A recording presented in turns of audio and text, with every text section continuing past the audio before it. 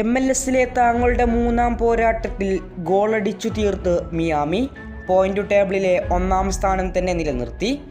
എതിരില്ലാത്ത 5 ഗോളുകൾക്കാണ് ഒർലാൻഡോ സിറ്റിയെ മിയാമി തകർത്തെറിഞ്ഞത്. സൂപ്പർ താരമായ സുവാരസ് MLS-ൽ അക്കൗണ്ട് തുറന്ന പോരാട്ടത്തിലായിരുന്നു മിയാമിക്ക് ഏകപക്ഷീയമായ 5 ഗോളിൻ്റെ തകർപ്പൻ വിജയം സ്വന്തമാക്കാനായത്. ഡബിൾ ഗോളുമായി മെസ്സിയും സുവാരസും കളം നിറഞ്ഞ പോരാട്ടം. ഗോളും അസിസ്റ്റുമായി സുവാരസ് കളിയിലെ മികച്ച താരമായ പോരാട്ടം.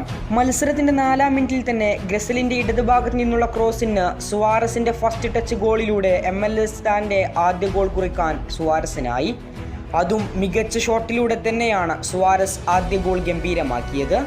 11-ാം മിനിറ്റിൽ വീണ്ടും സുവാരസ്. മത്സരം 2-0.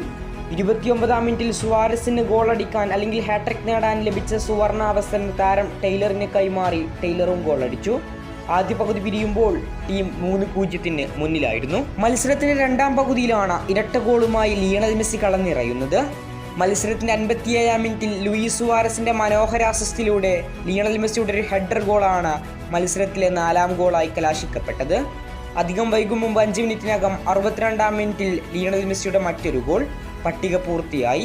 ഒർലാൻഡോ സിറ്റിക്കെതിരെ 5-0 തകർപ്പൻ വിജയം. നിലവിൽ 3 മത്സരങ്ങൾ പൂർത്തിയായപ്പോൾ 2 വിജയവും 1 സമനിലയും അടക്കം 7 പോയിന്റോടെ പോയിന്റ് ടേബിളിൽ ഇന്റർ മിയാമിയാണ് നിലവിൽ 1-ാം സ്ഥാനത്ത്.